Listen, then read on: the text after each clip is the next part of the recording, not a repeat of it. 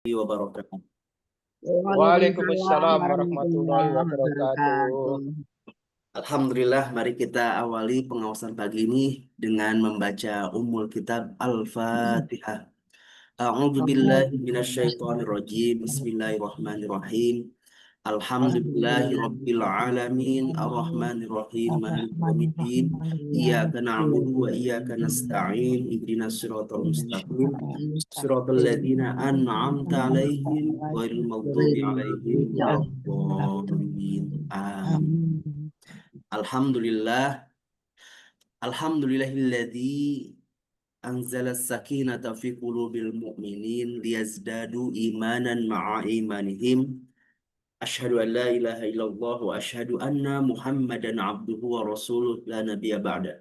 Allahumma sholli ala sayyidina Muhammad wa ala ali sayyidina Muhammad. Alhamdulillah, puji serta syukur kehadirat Allah Subhanahu wa taala. Kita menginsyafi, ya, meresapi betapa besar nikmat yang Allah anugerahkan kepada kita. Terlebih adalah nikmat iman dan nikmat Islam. Semoga nikmat ini tetap terjaga hingga akhir hayat kita.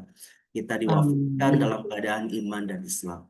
Amin. Juga mari sama-sama kita bersolawat kepada baginda Nabi Shallallahu Alaihi Wasallam dengan bersolawat sebagai bentuk cinta, rindu, dan juga berharap mendapatkan syafaat dari Kanjeng Nabi Shallallahu Alaihi Wasallam. Karena beliau adalah teladan seluruh manusia dan beliau begitu cinta kepada kita. Maka mengenal Rasulullah, kemudian mencintai dan bersolawat kepada Nabi adalah bentuk juga cinta kita kepada orang yang begitu besar cintanya kepada kita. Pernah pada suatu kesempatan Nabi Shallallahu Alaihi Wasallam ini sampai membuat cemburu para sahabat.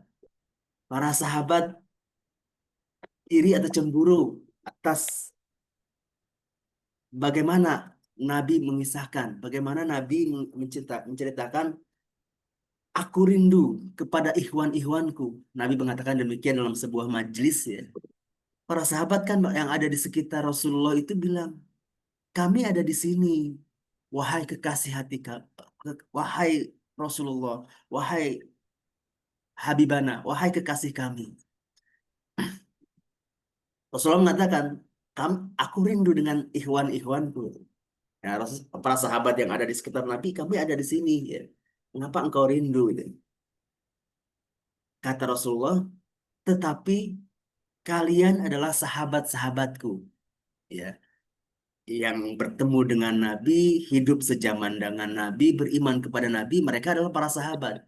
Tapi kalian itu adalah sahabat-sahabatku. Lalu ini yang kemudian membuat para sahabat itu terenyuh.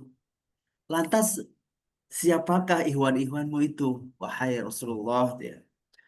Kata Rasulullah, ikhwan-ikhwanku adalah mereka yang belum pernah melihatku, tidak berjumpa denganku, tapi mereka mengimani apa yang aku sabda. Mereka meyakini apa yang aku bawa. Masya Allah ini, ya. Rasulullah rindu kepada kita, ya. Kita semoga Allah senantiasa jaga iman ini, ya. Kita bisa mengikuti apa yang disabdakan oleh Kanjeng Nabi SAW. Karena Rasulullah merindukan kita. Maka bersolawat kepada Rasulullah adalah bentuk cinta kita kepada Nabi SAW. Yang sampai akhir hayatnya, beliau tetap mengingat kita. Ummati, ummati. Ya. Rasulullah menyebut-nyebut kita di akhir kehidupan beliau.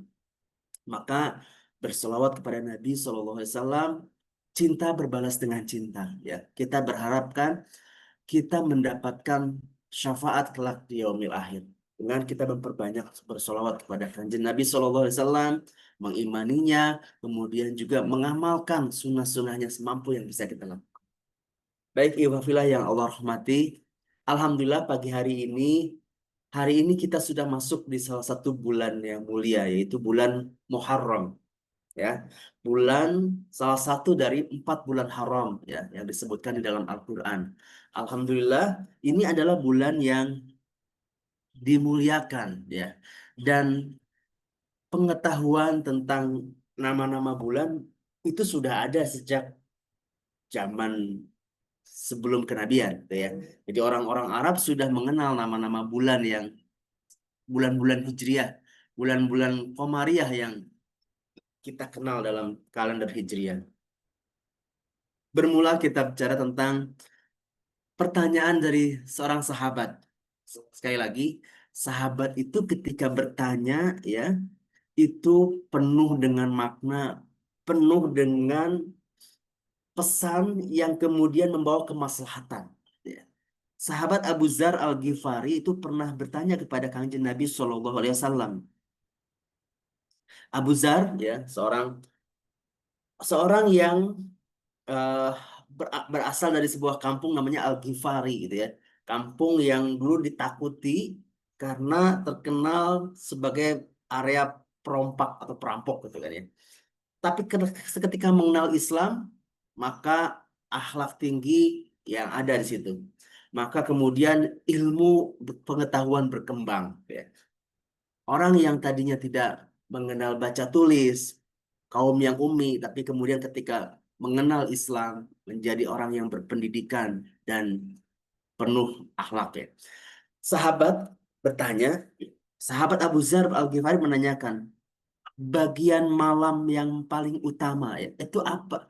Apa bagian bagian mana dari malam itu yang paling utama ya Rasulullah ya? Sekali lagi pertanyaan sederhana tapi rasa ingin tahu ini kemudian mengarahkan pada gerak amal.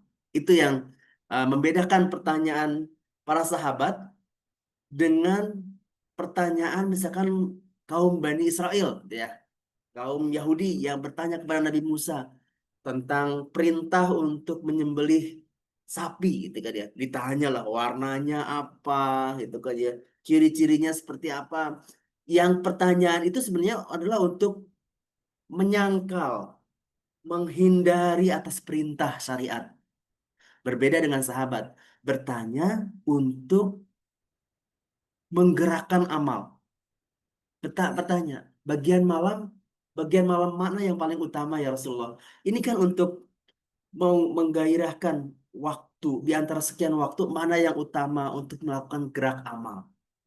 Ya Rasulullah mengatakan bagian sepertiga malam terakhir gitu ya. Terus kemudian pertanyaan itu berlanjut dengan bulan yang paling dari 12 bulan yang ada ya, atau mungkin dalam kalimat yang lain selain Ramadan ya, bulan mana yang paling utama? Rasulullah dijawab oleh Rasulullah, bulan Muharram sebagai syahrullah, sebagai bulan Allah ya. Ini sekali lagi pertanyaan sederhana tapi kemudian menuntun kita pada gerak amal. Oh, ternyata bulan di antara bulan yang paling utama adalah bulan Muharram ya. Kenapa? Karena ketika di bulan Muharram pahala dilipat gandakan ya, dan ini adalah bulan yang bahkan orang-orang dulu, orang Arab itu menghentikan peperangan, pertikaian ketika masuk bulan Muharram. Ya. Mungkin juga eh, berhentinya perang, saya Allah alam ya, apakah gencatan senjata antara Iran dengan Israel itu juga atas karena masuk bulan Muharram gitu ya. Allah alam bisawab gitu ya. Tapi tentang keutamaan bulan ini ya, jadi orang-orang zaman dahulu itu sudah tahu tentang keutamaan ya, tentang nama-nama bulan itu sudah tahu ya, dan keutamaan Muharram ya. Jadi masyarakat dulu sudah mengenal tentang baik itu tanggal juga bulan dalam kalender Komariah ya. Namun mereka itu belum mengenal tentang tahun. Kalau bulan itu tahu, bulan Muharram, Jumadil Awal, eh, Rabiul Awal, Rabiul Akhir, Jumadil Awal, Jumadil Akhir, gitu ya. Mereka sudah tahu tentang nama-nama bulan, tapi tahun belum, ya. Makanya tahun itu biasanya disematkan pada peristiwa-peristiwa besar yang terjadi pada siklus kalender tersebut. atau pada cycle waktu tersebut. Maka dalam buku sejarah dulu kita akan mengenal kapan baginda Nabi SAW lahir. Bulannya disebutkan, tanggalnya disebutkan, tanggal 12 Rabiul Awal. Tahunnya tahun berapa? Tahun gajah. Karena tahun itu terjadi penyerangan pasukan Abraham menyerang Mekah.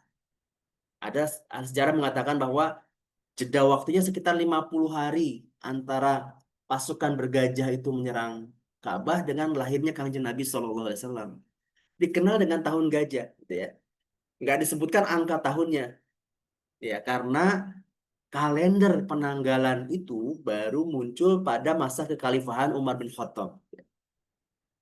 Nah, tentang 12 bulan itu sudah ada. Bahkan Al-Quran sudah menyebutkan dalam surat At-Taubah ayat 36. A'udzubillahi minasyaitonirrajim. Inna iddatash syuhur indallaha isna asyara syahran fi kitabillahi yauma khalaqas samawati wal arda minha arba'atun hurum. Za- Zalikat zalik Zalikat dinul qayyim fala tazlimu fihinna anfusakum. Jadi dalam Al-Quran juga sebutkan bahwa jumlah bulan itu ada 12 bulan. Sesungguhnya bilangan bulan pada sisi Allah adalah 12 bulan dalam ketetapan Allah di waktu Dia menciptakan langit dan bumi. Di antaranya ada 4 bulan haram. Itulah ketetapan agama yang lurus. Maka janganlah kamu menganiaya dirimu dalam bulan yang 4 itu. Jadi disebutkan bahwa ada 4 bulan sebagai bulan haram atau bulan suci. Yaitu berturut-turut dari bulan ke-11, 12, dan bulan 1. Bulan Zulqa'dah, bulan Zulhijjah, bulan Muharram, dan bulan Rajab. Ya. 3 bulan yang pertama itu berkaitan dengan haji. Ya, persiapan haji, Zulqa'dah, Zulhijjah pada musim haji, dan Muharram pada setelah haji. Ya. Kemudian Rajab juga berkaitan dengan ibadah umroh, gitu kan ya, karena itu orang biasanya melakukan ibadah umroh, meskipun umroh sepanjang tahun, gitu ya. Nah, dari 4 bulan haram yang disebutkan di dalam Al-Quran, ya, Zulqa'dah, Zulhijjah, Muharram, dan Rajab, bulan Muharram inilah yang dianggap paling utama, terutama ya di hari Asyura, ya, 10 Muharram. Jadi sekali lagi pertanyaan sahabat itu luar biasa, mengandung makna, mengandung gerak amal untuk menjalankan syariat, menjalankan ibadah. Ya. Sahabat Abu Zar Al-Ghifari bertanya kepada Kanjeng Nabi, di antara bulan-bulan itu mana bulan yang paling utama? Ya. Hadis Nabi SAW menyebutkan bahwa bulan Muharram itu bulan utama. Ya. Salah satunya riwayat tentang keutamaan di bulan Muharram itu adalah hadis sahih riwayat Imam Muslim, ya, tentang puasa. Puasa yang paling utama setelah puasa Ramadan adalah puasa di bulan Allah, Syahrullah, yang bernama Muharram.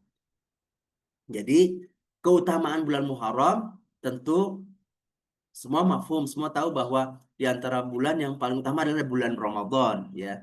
Lalu kemudian adalah bulan Muharram. Nah, puasa di sini di bulan ini itu adalah puasa yang utama, ya, setelah bulan Ramadan. Dalam hadis ini Nabi juga menyebutkan dengan kalimat syahrullah bahwa bulan Muharram itu disebut sebagai bulan Allah, menunjukkan keistimewaan yang tidak disebutkan untuk bulan haram lainnya, ya, bulan Zulqa'dah, Zulhijjah, bulan Muharram, dan bulan Rajab.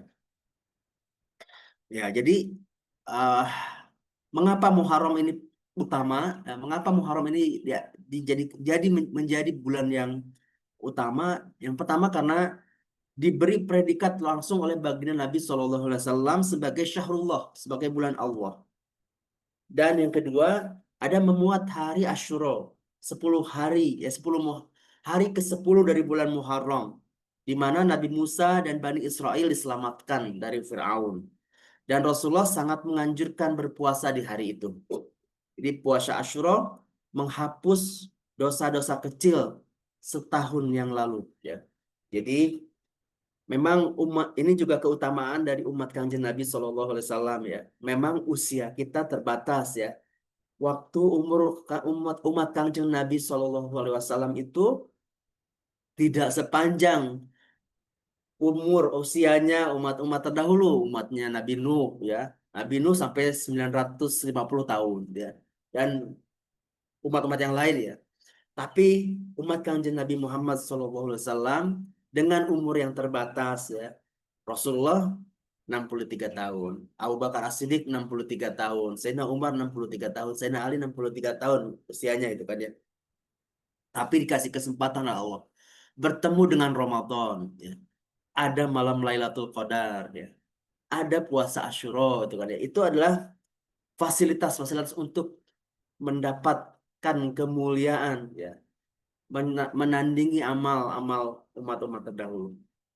Dan kita juga lihat ya tentang syariat ya, menarik tentang bagaimana Rasulullah SAW mengajarkan kepada kita untuk cermat dalam beribadah. Yang kedua, untuk punya jati diri sebagai umat, untuk memiliki jati diri sebagai umat yang eh, yang eh, kita diajarkan untuk tidak meniru-niru gitu ya.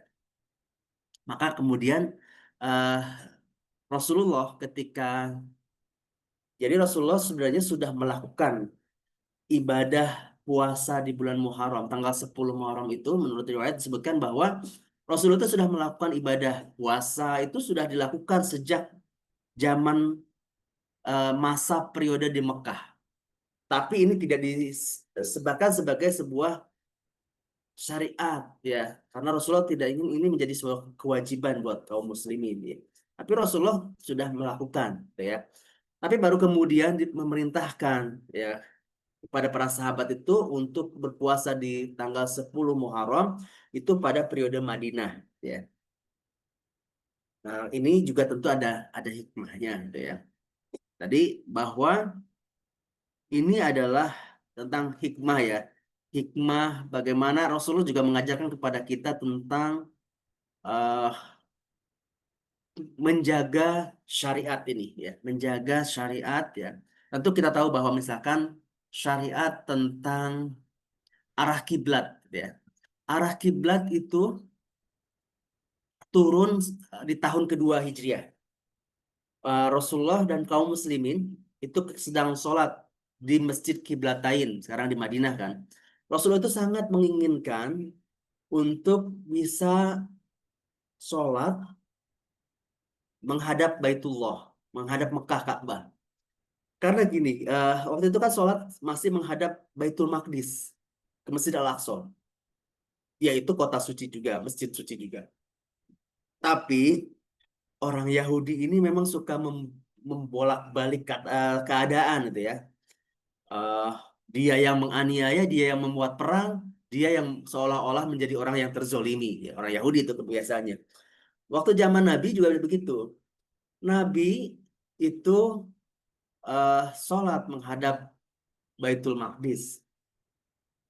Itu diputar informasinya bahwa tuh kan katanya kalian umat yang berbeda, kalian umat yang eh, membawa syariat yang baru. Tapi kalian masih sholat menghadap Baitul Maqdis sama seperti kami juga beribadah menghadap ke sana gitu ya.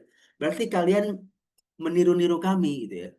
Itu yang diputar balik oleh orang-orang Yahudi gitu ya. Termasuk juga tentang syariat puasa di bulan Muharram tanggal 10 gitu kan ya. Eh jadi Rasulullah sudah memerintahkan para sahabat untuk puasa di tanggal 10 bulan Asyura ya. Kemudian ada yang mengatakan bahwa orang Yahudi juga melakukannya gitu kan ya. Kenapa mereka melakukan puasa di tanggal 10 Muharram ya? Karena mereka meyakini di tanggal itulah eh, di tanggal itu Nabi Musa dan kaum Bani Israel diselamatkan oleh Allah dari kejaran Firaun ya. Dan eh, riwayat lain menyebutkan bahwa Nabi Nuh diperintahkan membuat perahu lalu diselamatkan dari air bah yang sangat besar itu, kemudian mendarat di sebuah gunung itu tanggal 10 Muharram. Ada keterangan juga yang menyebutkan bahwa Nabi Adam dan Ibunda Hawa juga bertemu setelah berpisah selama puluhan tahun itu di tanggal 10 Muharram.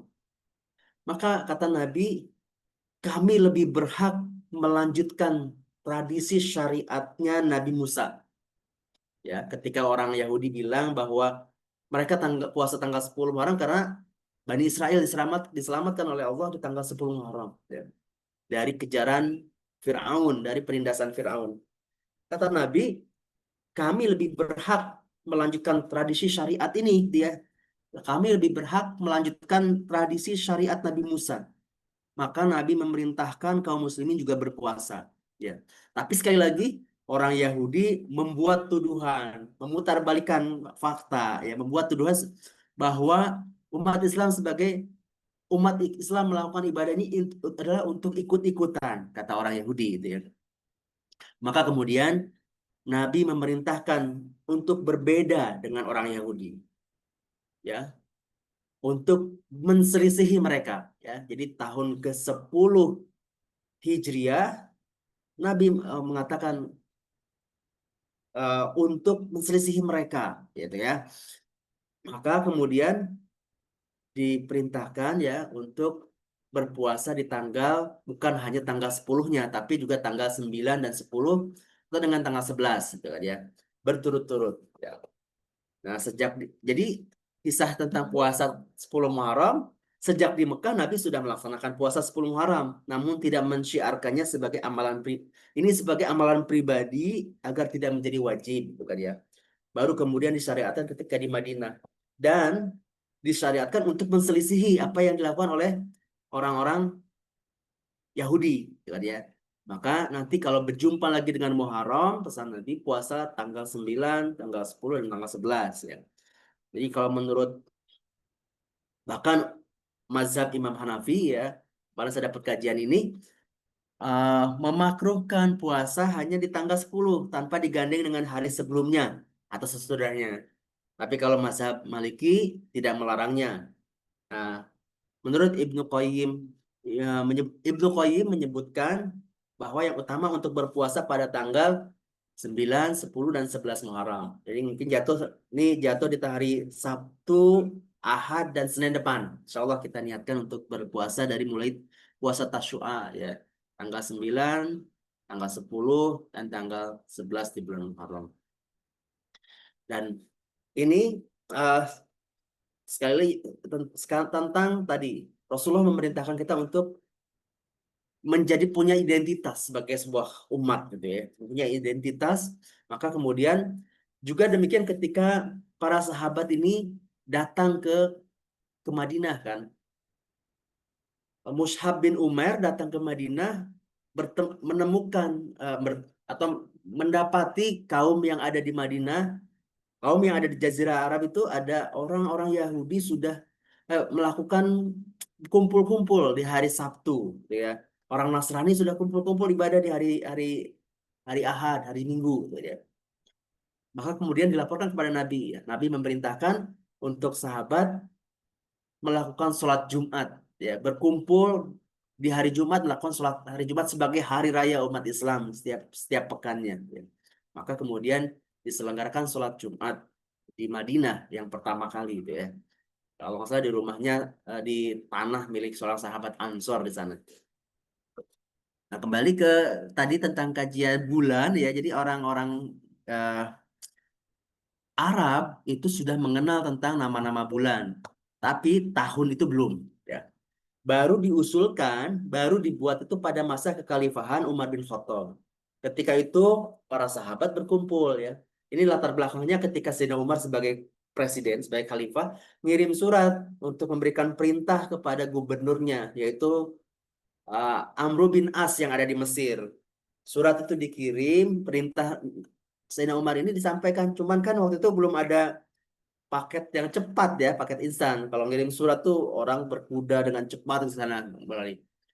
Perintah ini kemudian eh, nggak langsung dilaksanakan oleh sahabat Amr bin As karena kemudian kapan?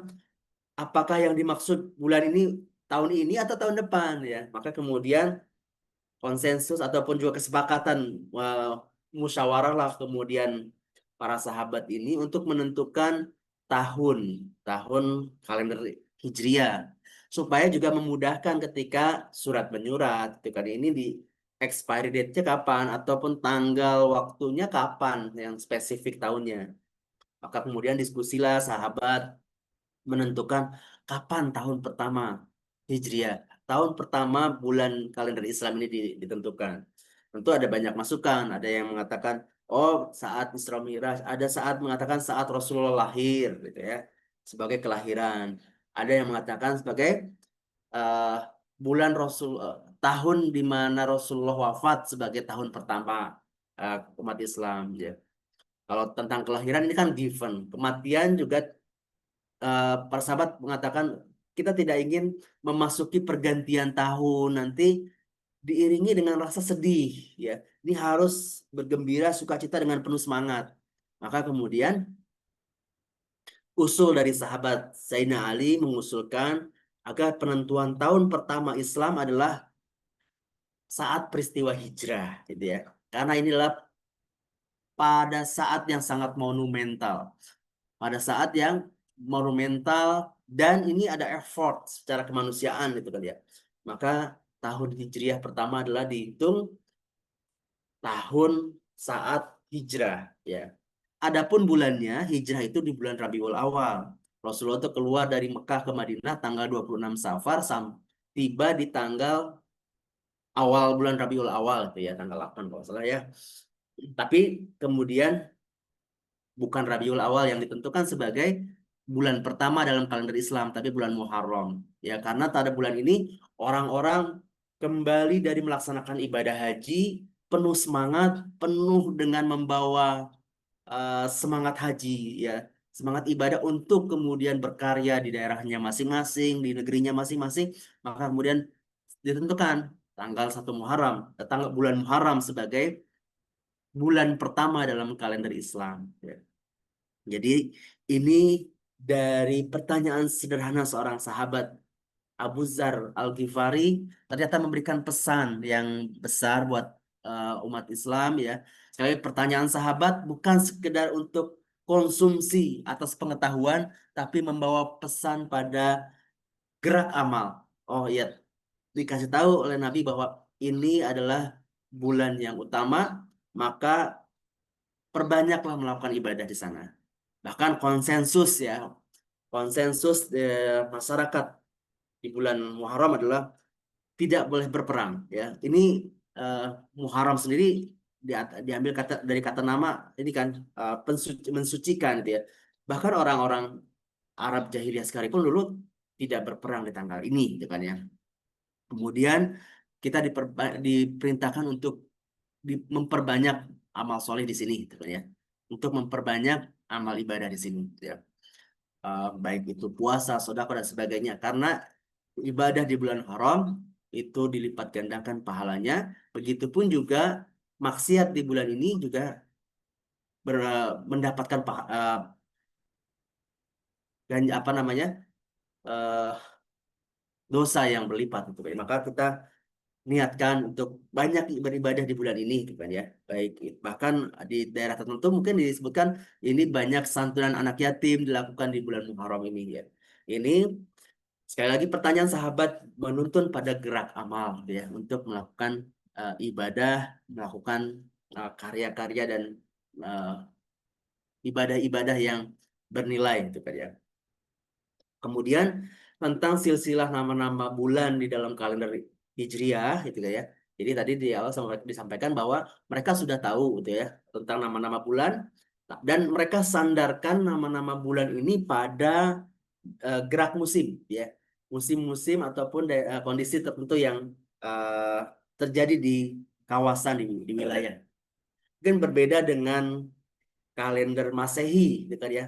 Nama-nama bulan itu disandarkan pada nama-nama dewa gitu ya. Dewa ataupun sosok-sosok tertentu gitu kan ya.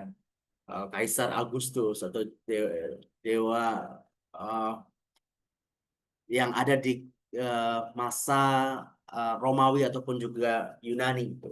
Nah, tapi kalau orang-orang ada kalender Komaria, mereka menyandarkan nama-nama bulan ini pada gerak musim ataupun aktivitas. Yang pertama, bulan pertama adalah bulan Muharram. Saat ini kita ada di bulan ke-1 kalender Hijriah. Bulan Muharram kita tahu bahwa tadi ini adalah dinamakan bulan suci atau yang diharamkan. Karena dulu dinamakan ini karena orang Arab dulu mengharamkan peperangan di bulan ini. Ya, dalam Islam, Muharram menjadi salah satu bulan haram dan sangat mulia, gitu ya. Jadi dulu orang mengharamkan untuk berperang di bulan ini. Tapi yang namanya orang ini ya, orang jahiliyah, kadang ngakalin juga itu kan ya. Sampai kemudian tadi surat atau ayat 36 turun gitu ya. Dulu orang Quraisy itu, musyrikin Quraisy, dia ngakalin tentang nama bulan ini, jumlah bulan. Dia beranggapan bahwa dalam setahun itu ada 12 setengah bulan. Itu tujuannya apa? Nanti ada bulan-bulan tertentu, ada tahun-tahun tertentu, mereka melanggar. Tapi dianggap karena bulannya 12 setengah bulan, gitu ya. Jadi tahun ganjil atau genap, mereka berperang di bulan itu, ya. Sampai kemudian ditegaskan bahwa jumlah bulan dalam satu tahun itu adalah sejak zaman dulu itu ya adalah 12 bulan. Nah, kemudian jadi di bulan Muharram mereka tidak berperang, mereka menghormati bulan ini gitu kan ya.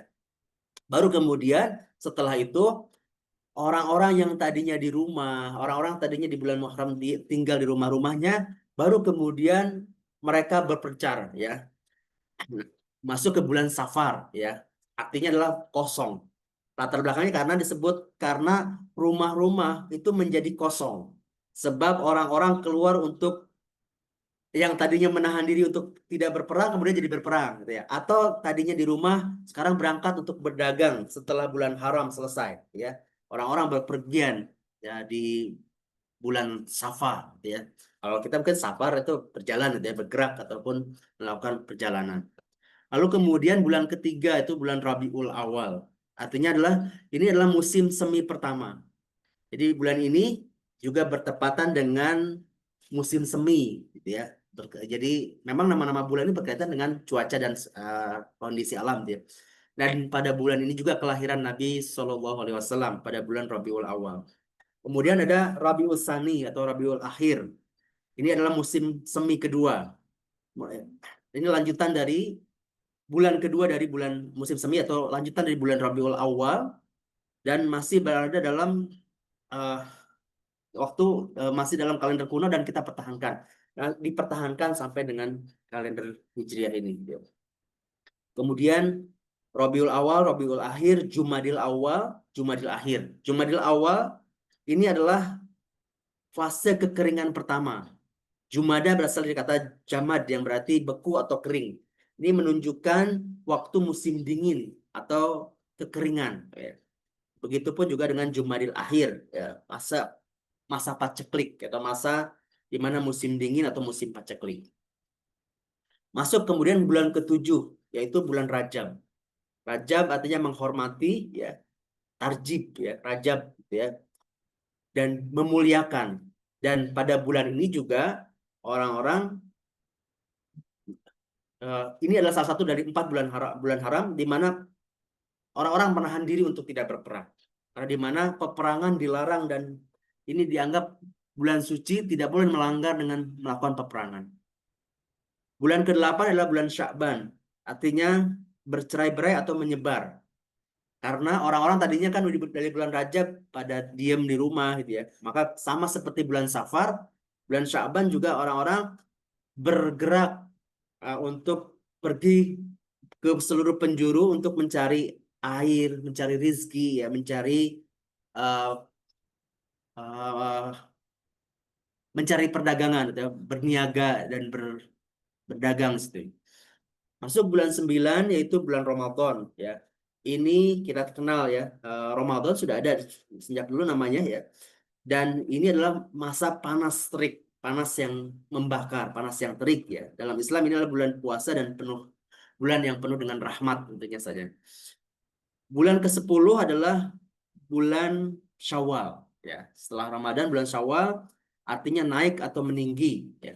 Ini juga untuk memberikan semangat kepada kita ya, setelah Ramadan maka eh, harus nih ada peningkatan dari sisi amal.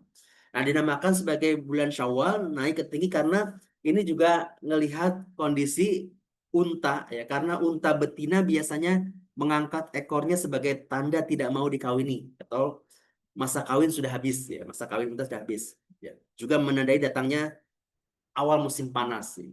Bahkan dulu orang-orang jahiliyah memang tidak mau menikahkan anaknya di bulan Syawal.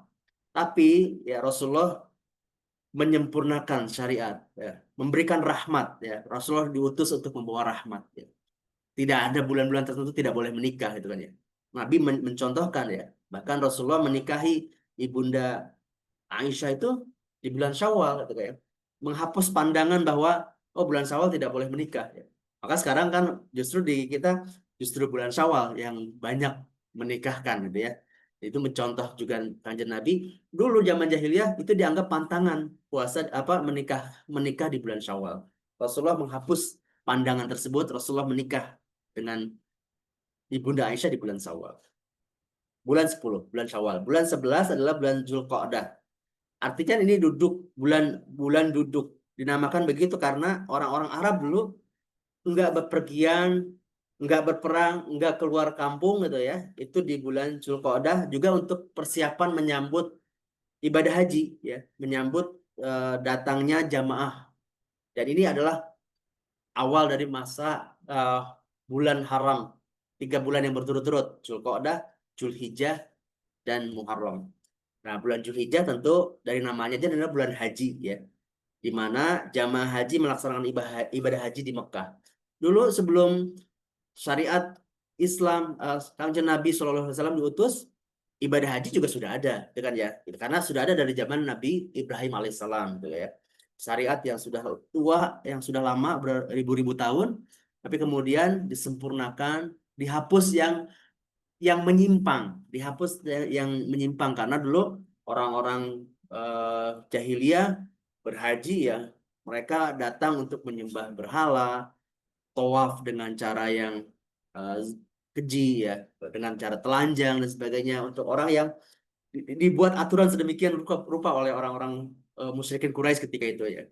Mereka harus beli pakaian yang ada di Mekah, gitu ya, yang dijual oleh orang Quraisy. Kalau nggak mampu beli, jangan pakai kain yang dibawa dari kampung halaman, gitu ya. Bahkan sampai ada yang tawaf telanjang seperti itu di waktu zaman jahiliyah seperti itu. Sekali lagi Rasulullah datang diutus membawa rahmat, gitu ya, menyempurnakan akhlak, menyempurnakan syariat. Maka alhamdulillah ya, kita bagian menjadi umat Kanjeng Nabi Shallallahu Alaihi Wasallam. Tadi mengutip apa yang disampaikan di awal ya, bagaimana Rasulullah rindu kepada kita ikhwan-ikhwannya ya, yang membuat cemburu para sahabat ya. Sahabat cemburu, kami ada di sini wahai kekasih kami, wahai Rasulullah ya. Kalian adalah sahabat-sahabatku. Atas siapakah Iwan-Iwan itu gitu ya? Mereka yang belum pernah bertemu dengan Nabi, tidak berjumpa dengan Nabi, tapi mengimani, mengikuti apa yang disabdakan Nabi dan mengikuti apa yang dicontohkan Nabi diperintahkan dan dicontohkan oleh Nabi Shallallahu Alaihi Wasallam. Maka kita semoga bagian menjadi ikhwan-ikhwan Kanjeng Nabi Shallallahu Alaihi Wasallam yang dirindukan oleh Rasulullah ya. Untuk berjumpa dengan beliau, beliau menanti kita di di uh, Telaga Al-Kautsar ya. Rasulullah akan memberikan minum kepada umatnya kelak ya. Baik Ibu Bapak dan sekalian yang sekalian yang Allah rahmati, mungkin ini yang bisa saya sampaikan untuk kajian kita pagi hari ini. Semoga bisa mengambil ibrohnya dan kita niatkan untuk di bulan Muharram ini memperbanyak amal solih dan kita niatkan untuk juga bisa berpuasa di tanggal 9, 10 dan tanggal 11 di bulan Muharram. Sabtu, Ahad, Senin depan insyaallah. Mungkin demikian. Terima kasih atas kebersamaannya. Mohon maaf atas kekurangan dalam hal penyampaian. Silahkan kalau ada tambahan informasi, tambahan kajian dipersilahkan.